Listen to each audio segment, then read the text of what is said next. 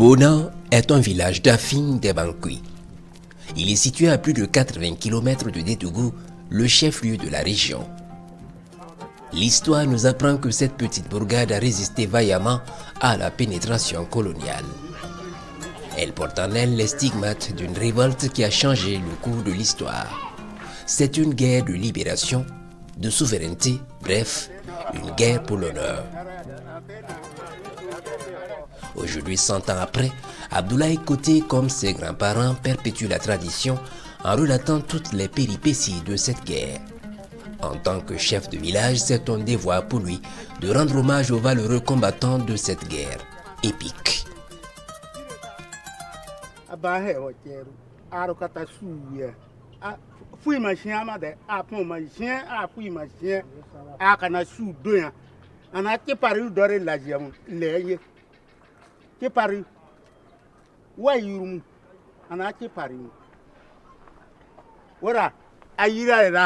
Ekaye gabara chama kallo ci pariya atani kere masaru kere masa dore lemi wa yuremu wari yuremu mo ka ku gwera ne na ne dakan fo aro wari awe mansa da ci tenke.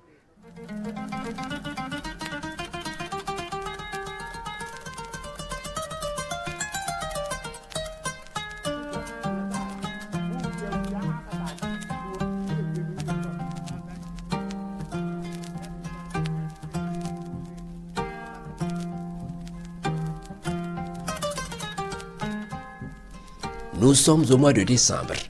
Les pluies sont parties de cette partie du Burkina il y a plus de 2 mois. L'harmattan s'installe déjà. Le village est désert en cette fin de saison parce que dès le lever du soleil, les habitants courent vers les champs pour terminer les récoltes. Chez les écoliers, c'est la routine. Les cours sont dispensés de lundi au samedi, sauf les mercredis dans la soirée. Ce moment a été choisi depuis quelque temps par Abdoulaye et ses compères pour échanger avec les enfants. C'est un cadre d'information et de formation des jeunes et enfants. Pour ce soir, le thème central est la révolte Marca et Bois. Comme en classe, ils écoutent sagement le récit du patriarche sur une page importante de leur histoire récente.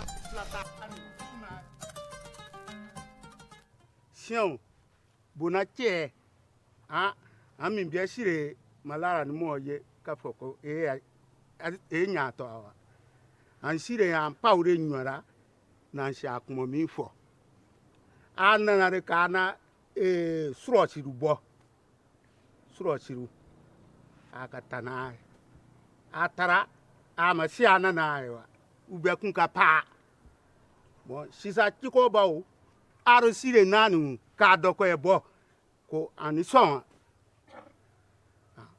aka benguka nongo aka taka siana kana borike tiko mason kari son ku boriri tekun tuwa ure wede ure nana ka andin suro siwe anamu ka muriti che kana sa tiko ba uro ko ri kewa ka siabo para kara de ujiwa bon tiko ka labe ukara bien chien tuwa uro ka labe akana aro nana ampa o bien aka to aboni abie shamanga nyami ayero benga shi na ala darike ko amako ya makosobe uyero kata labe kosobe akana ni gore bae. Notre zone, c'est-à-dire le Bois-Mont, va connaître vers la fin déjà du 19e siècle, la pénétration coloniale. Les colons vont s'installer progressivement dans notre environnement et nos parents dans la zone du Bois-Mont ici avons pensé que les Blancs se seraient comportés un peu comme les Peuls, c'est-à-dire ils viennent avec nous, ils vivent avec nous sur nos terres sans pour autant s'y dans nos affaires intérieures, dans nos affaires coutumières, dans nos affaires traditionnelles.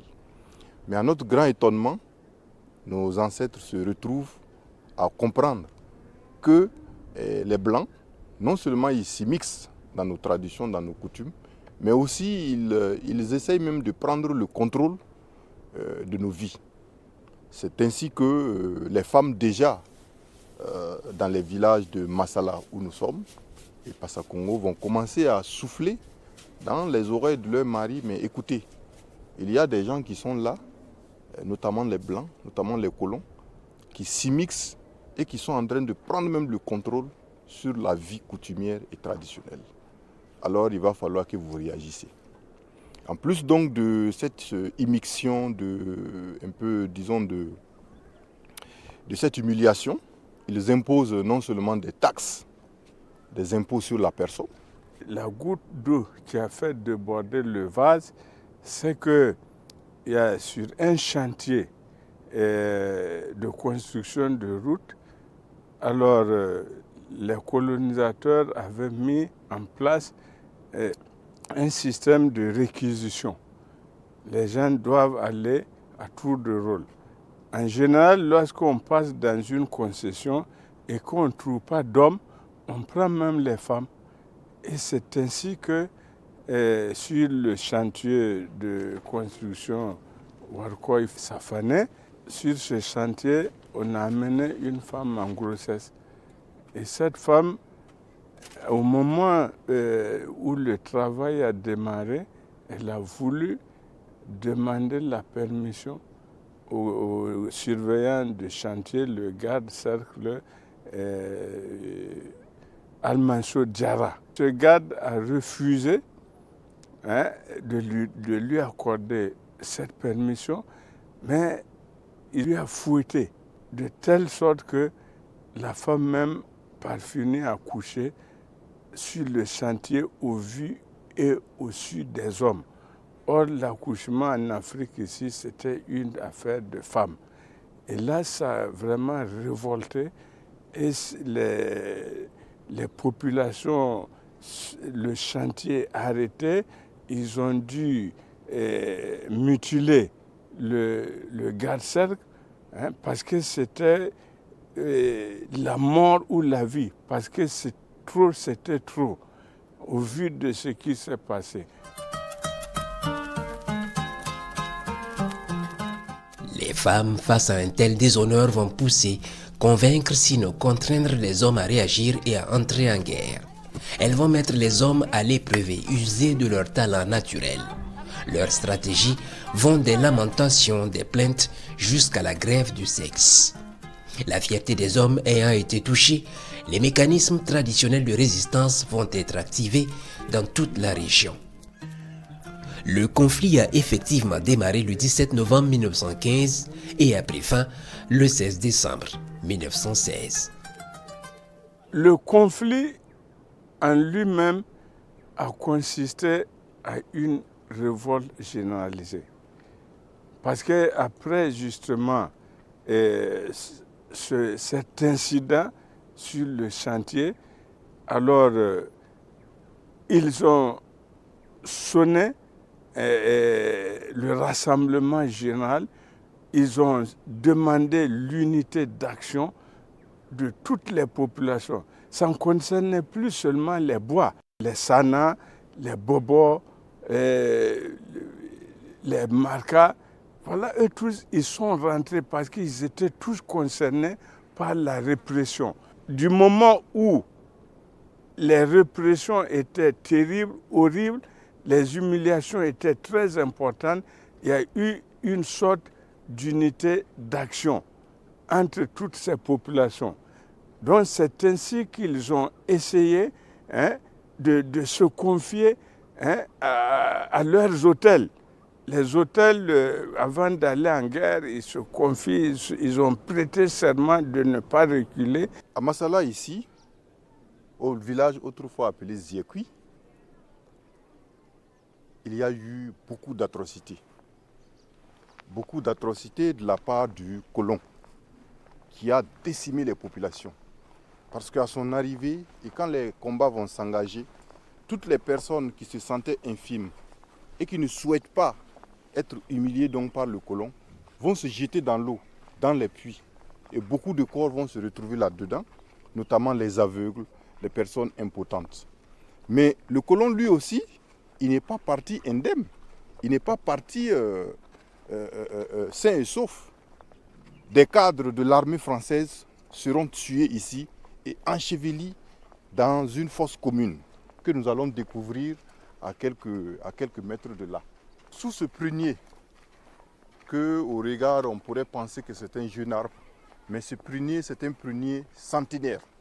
C'est sous donc ce prunier que seront ensevelis, en tout cas les colons, notamment les militaires, qui sont tombés sous la pression et l'acharnement des combattants de chez nous.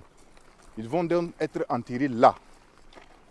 Et c'est plus tard, à partir de 1930-1939, au-delà de 1939 donc, que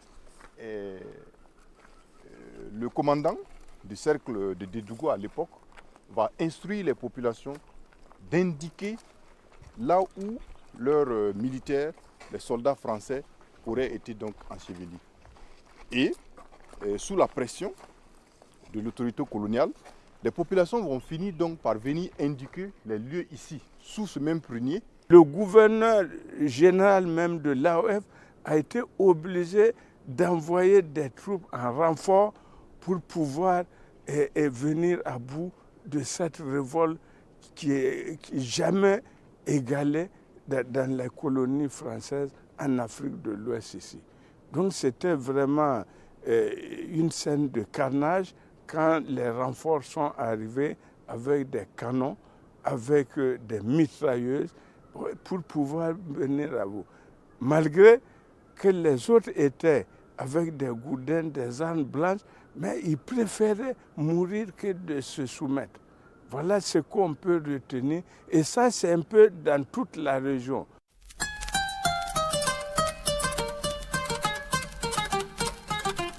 Il a fallu 4 expéditions pour venir à bout de cette révolte. Des villages entiers vont être brûlés et rasés de la carte. Malgré la bravoure des combattants bois, la révolte va être matée et les populations soumises. Plusieurs raisons peuvent expliquer cette défaite.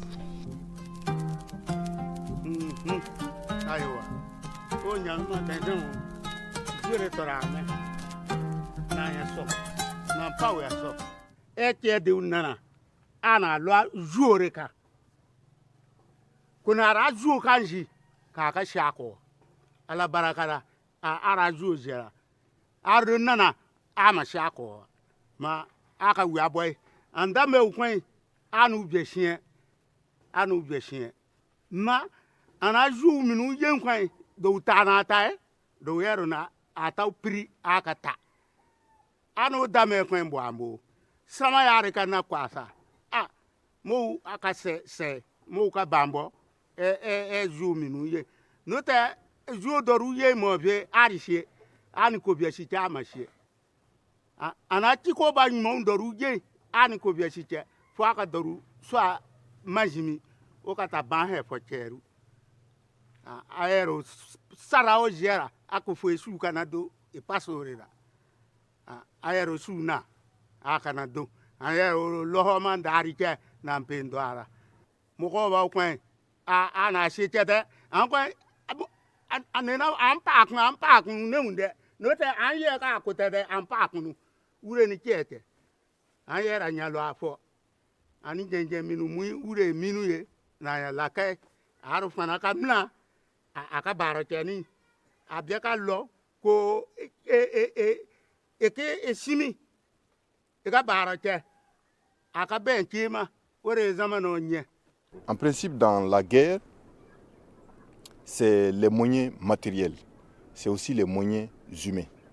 Et nous tous, nous savons que à l'époque déjà, en 1916, la même France qui avait son armée, une partie de son armée en train de se battre ici contre nos populations qui n'avaient que des flèches, des couteaux et d'autres types d'armes, plus ou moins archaïques.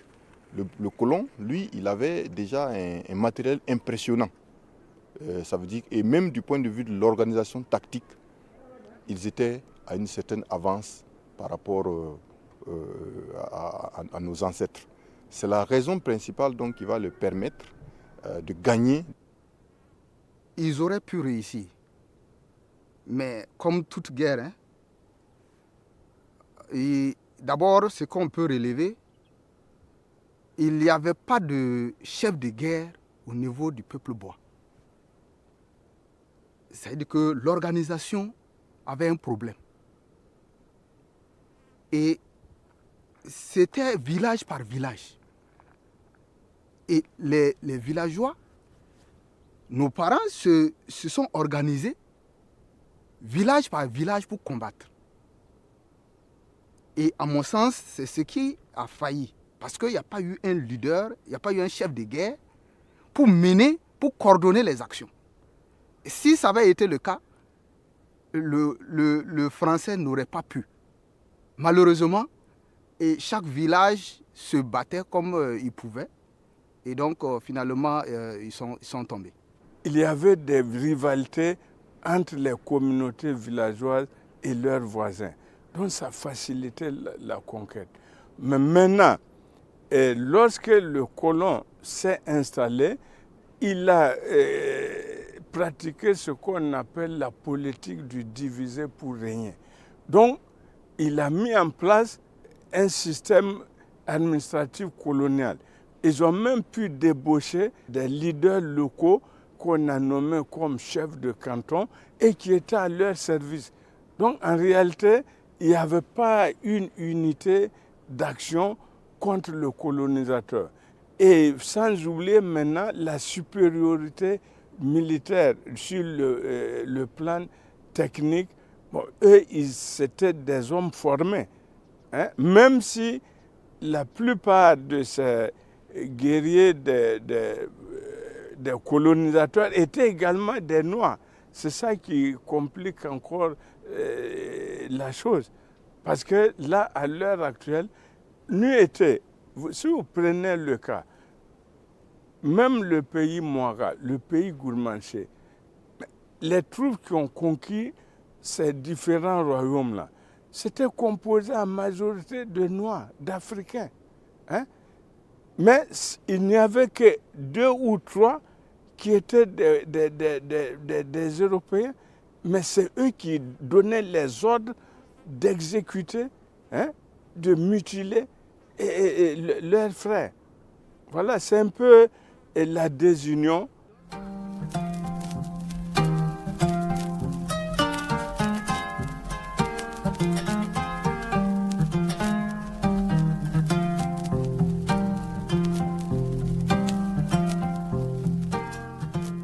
Ce conflit a changé la destinée des populations de la localité et même au-delà.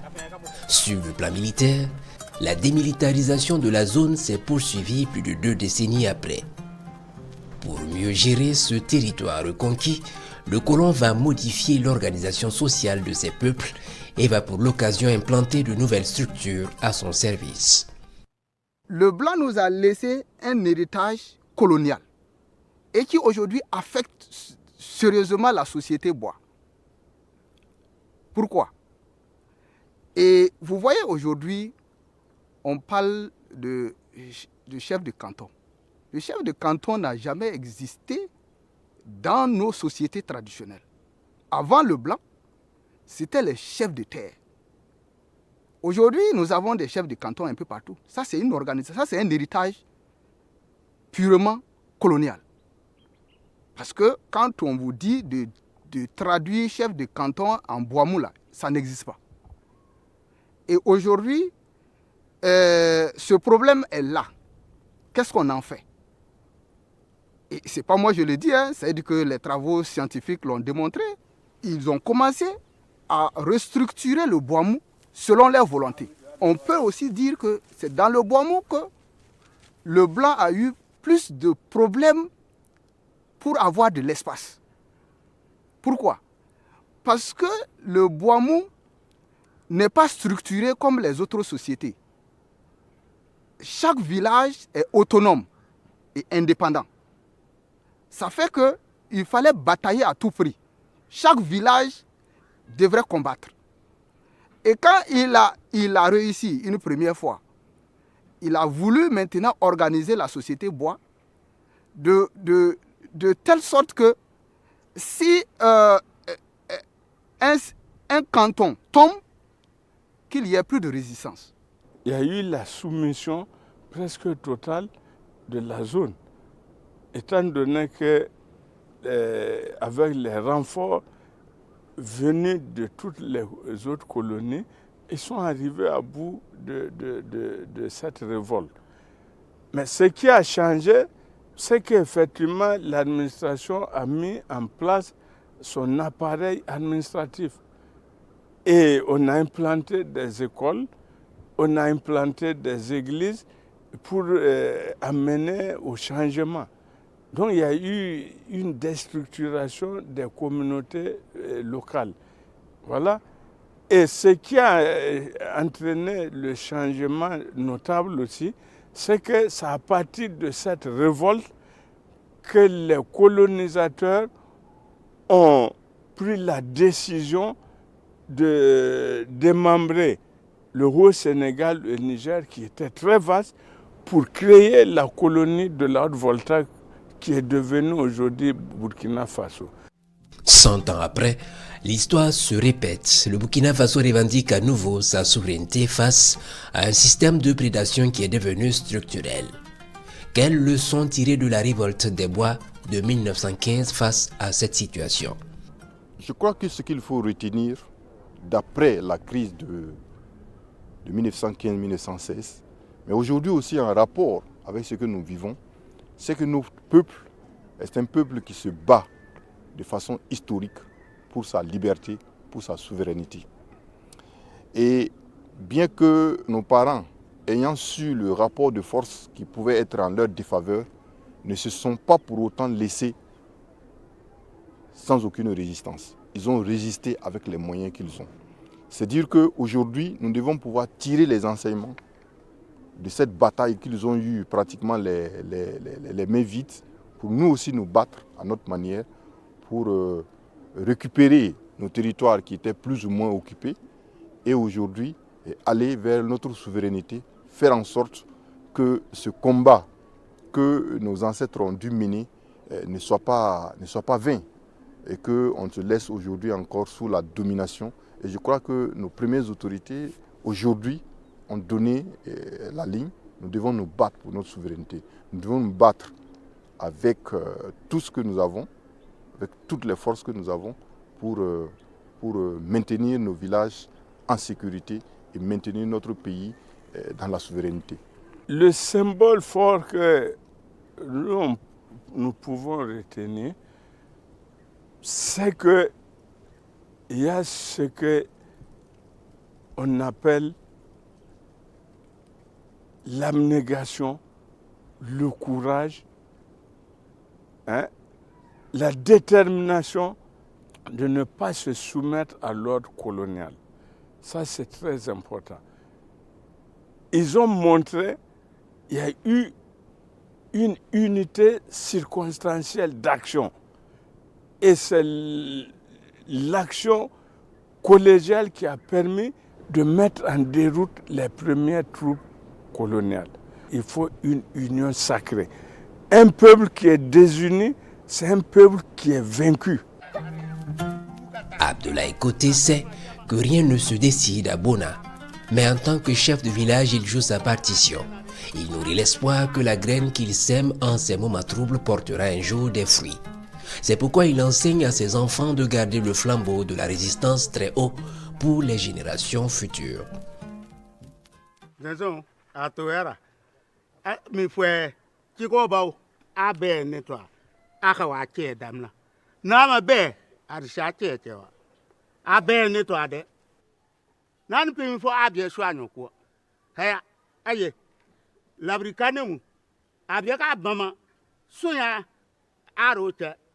Armoka pe dini ari ko koronte abia be ni kini ka ni mina ni tombo na yue atashi nana mi fa abia su were ko tie ori ama na ju chiare da no ta ju korore unne.